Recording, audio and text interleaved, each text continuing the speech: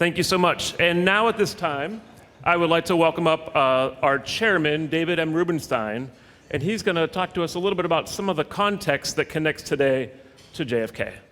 David. Thank you. How many people here can honestly say they've never been to the Kennedy Center before? Anybody? A couple people? All right. How many people here were born after John F. Kennedy died? Oh, wow. Okay. I have found from my own experience with my children and other people that I know who are also younger than me, which is a lot of people these days, that they don't really understand John Kennedy and what he stood for, and maybe they didn't understand why this building was named for him. So if you bear with me for a few moments, I'd like to just put it into context. And to do that, I put it in the context of what this building was supposed to represent and why it was named for John Kennedy. So when this country was being formed, obviously, the capital was eventually going to be what later became Washington, D.C.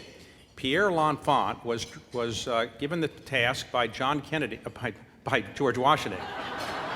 It should have been John Kennedy, by George Washington, of drafting up what the city would look like. And George Washington said to him, I want this to be like London and Paris, a great cultural center.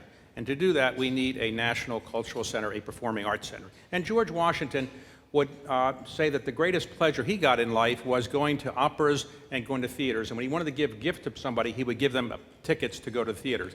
So he was a person who really enjoyed the performing arts. And he wanted a great cultural center in the city that was later named after him. Unfortunately, they ran out of money. Pierre L'Enfant was fired. And ultimately, no national cultural center was built. And so entrepreneurs would build theaters in Washington, the most famous of which is Ford's Theater. And that's what we largely had. And then an effort was begun in Congress in the 1920s and 30s to really have a national cultural center the way George Washington had wanted it and the way Pierre L'Enfant had originally designed it. But it was bottled up in Congress, I think, largely because it was recognized if you had a national cultural center in Washington, it would have to be integrated. And that was not something that many members of Congress wanted. And Washington was a very segregated city at the time. So that legislation got nowhere. In the 30s and the 40s, Eleanor Roosevelt pushed it very hard. It got nowhere. Not until 1958, a congressman from New Jersey, Congressman Thompson, really pushed it, and it became legislation. President Eisenhower signed it. But in those days, Congress said, well, you're on your own, get it built, and with private funds. So they spent about 3 years, from 1958 to 1961, raising money. They raised a net of $13,000. Not enough to build it. The original cost was thought to be somewhere between $25 and $30 million. So John Kennedy was elected president, and he was very interested in this. Recognizing that more money was needed, he decided to bring somebody down from New York who had financial skills and performing arts skills, a man named Roger Stevens, who had been a real estate man, but also a Broadway producer. Roger Stevens then began having national telethons to raise money. And at one of those, where the Master of Ceremonies was Leonard Bernstein, a 7-year-old Yo-Yo Ma performed. There he was.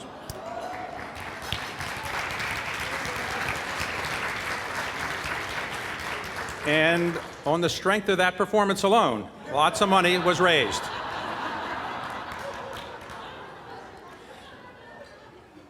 And then it was proceeding, but slowly, and then tragically, John Kennedy was assassinated on November 22nd, 1963.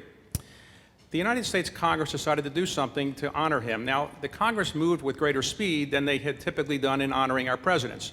George Washington died in 1799, and the Washington Monument opened in around 1880.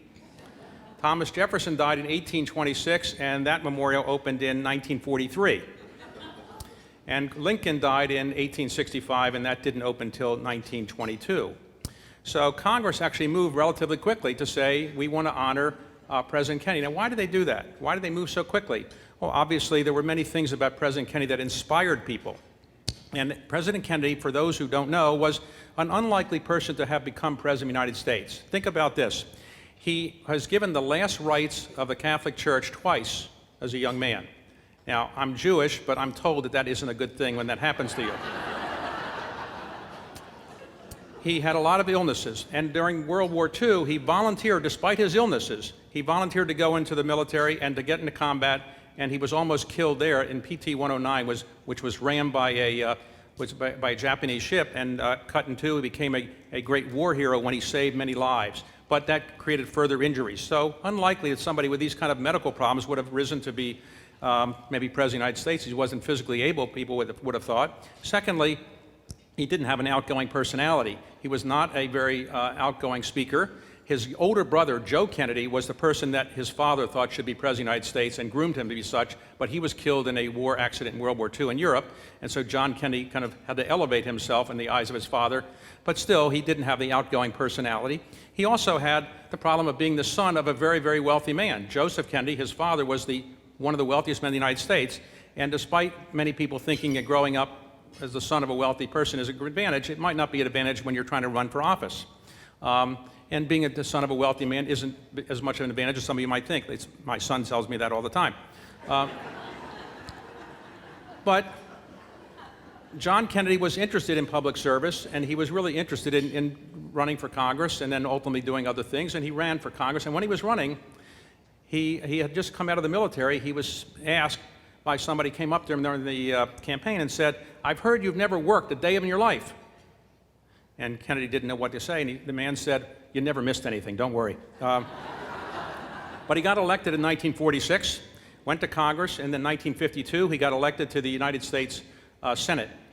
And then he was in the Senate for a while and wrote a book called Profiles in Courage, which won a Pulitzer Prize. It was a story about senators who actually did something counter to what politically was possible or politically advantageous for them.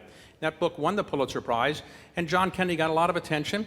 He almost was the vice presidential nominee in 1956 on Adlai Stevenson's ticket, and then in 1960 he decided to run for president. And he had some disadvantages that I mentioned. He wasn't physically great shape. He came from a very wealthy family. He also had the downside of being Catholic. We had never elected a Catholic president, and there was a lot of prejudice against people who were Catholic in the country. But he put his efforts together, and ultimately he ran in the primaries. In those days, unlike what we have today, there were only 3 primaries: New Hampshire, Wisconsin, West Virginia. Those are the only primaries. That's all he had. He won 3 of them. And he won in West Virginia despite the fact that 96% of the people in that state were Protestant. Only 4% were Catholic. And he won, and that propelled him to get the nomination. And when he became president, he did so in a very auspicious way. On January 20th, 1961, it was very cold in Washington. It was snowing the night before, and Washington wasn't any better then in removing the snow than it is today. And there was a concert held in his honor. There was no Kennedy Center then, so the concert was held in the Armory, and very few other performers could actually get there. That morning, John Kennedy rehearsed his speech again and gave what many people consider the greatest inaugural address in the 20th century. And what he did is he inspired people with that address to actually do something more with their life than just the regular day-to-day life that they were living. And he asked the famous question, "Ask not what your country can do for you, but what you can do for your country." And that resonated with my generation and with many other people in the country, because they said, okay, maybe there's not a war on, and many people had thought the only way you help your country is if you go into military combat and service, but you could help your country in many other ways. And John Kennedy, in that 14-minute speech, inspired people in my generation and other generations that listened to that speech to actually try to do something to make the country a better place. And actually, when he became president, he started the Peace Corps. And the Peace Corps was one of the ways that you could serve your country. We've now had about 220,000 people serve in about 140 countries that came about because of that. But despite the Peace Corps and despite this inaugural address, which was really poetry in prose form, John Kennedy had lots of problems as president. He couldn't pass any of the major legislation. He wanted major civil rights legislation, none of it passed. Tax legislation, none of it passed. The Bay of Pigs began an invasion of Cuba that he more or less blessed, and it failed miserably. He was unable to get very far with Khrushchev, and in fact, Khrushchev, thinking that Kennedy was so weak, put up the Berlin Wall to block East Berlin from West Berlin. So Kennedy really struggled a bit, and it wasn't obvious to people looking from afar that you should honor him with a great memorial. What had he done? He had been tragically struck down, but had he really accomplished things? Well, the answer is yes, of course. And I put him in these categories. One, his words. His words were so inspirational that I think people recognized that he was a person who had an eloquence that we hadn't yet seen and don't currently see in our leaders. I won't go through for you all the great words that he said, but I just want to read one or two things that I've always resonated with me from that great inaugural address. You get the sense of the eloquence of this man that, again, we haven't really seen since then. And so the words were quite something. Let me just read one or two passages from that great address.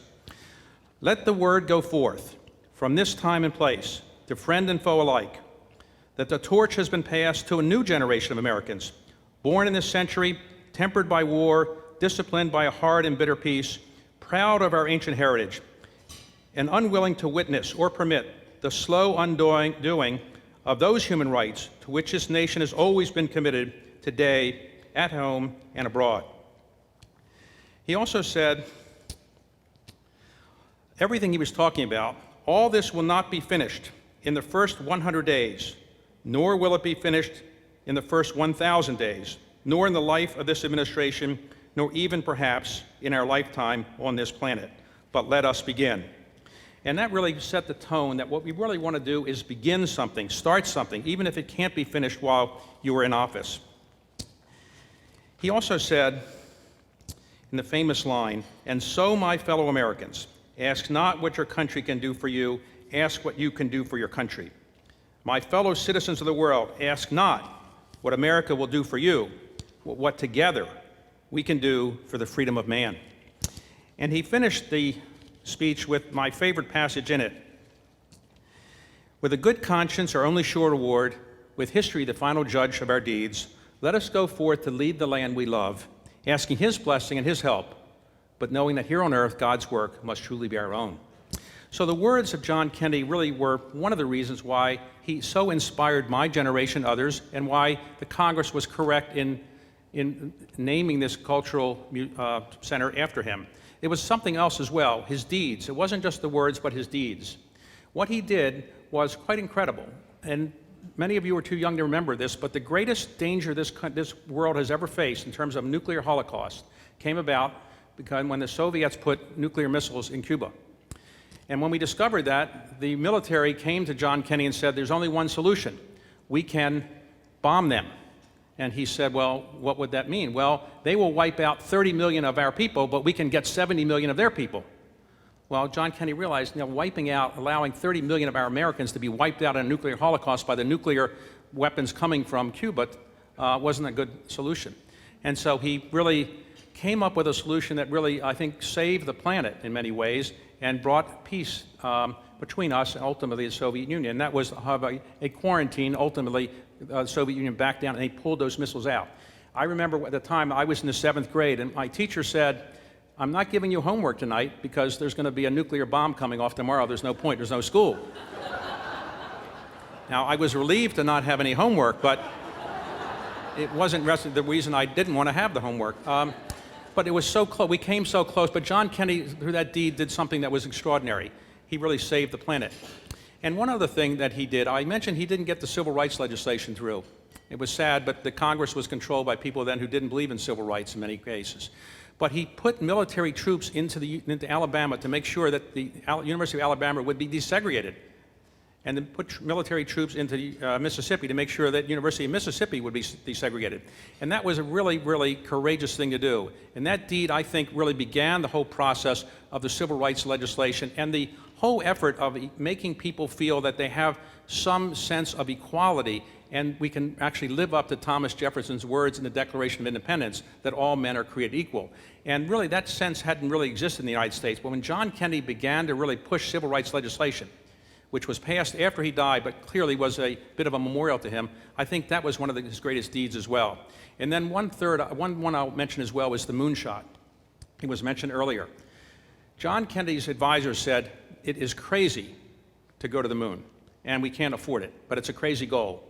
Every single one of his advisors were against it. He said, I don't care. We're going to do it because, as you saw earlier from the quote, it's the right thing to do. It might be hard, but we should do it. And because of that, the technological revolution that we now enjoy, much of it came about from the space program and the satellites that came about as a result of that program. And so a lot of the legacy of John Kennedy is also the technological legacy that we now benefit from.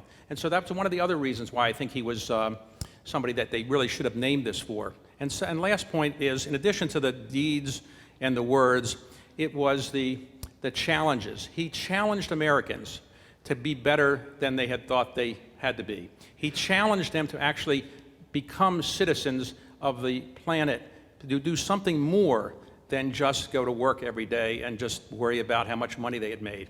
And what we're doing with our Citizen Artists program is exactly the same. We're challenging not only these citizen artists who've already done great things, but we want them to inspire others to do the same thing. We want them to be the symbols of what John Kennedy was all about, making the world a better place, doing things for our country and our world that would inspire others. And so these citizen artists that were announced today, they've already done a great deal, but because of the publicity they now will get, we hope they will be able to inspire even more people. And next year and in subsequent years, we will have even more citizen artists who are inspired by these initial citizens artists and inspired by the works of Yo-Yo Ma and Renee Fleming and so many others, Damien Wetzel, who have done so many great things. So what we really want to do is make sure that people realize that as citizens of this country, they really have an obligation, I think, to live up to John Kennedy's ideals, that the country can be and people can be a better place than you might normally think it would be. You should really do something that puts an imprint on the world. And so when your time comes and you are done and you're on your deathbed, you don't have to say with regret, I wish I had done something to make the world a better place. You have done it. And so we hope that all of you here today will be inspired a bit as well to try to make the world a better place and do what you can to live up to John Kennedy's ideals. Thank you very much.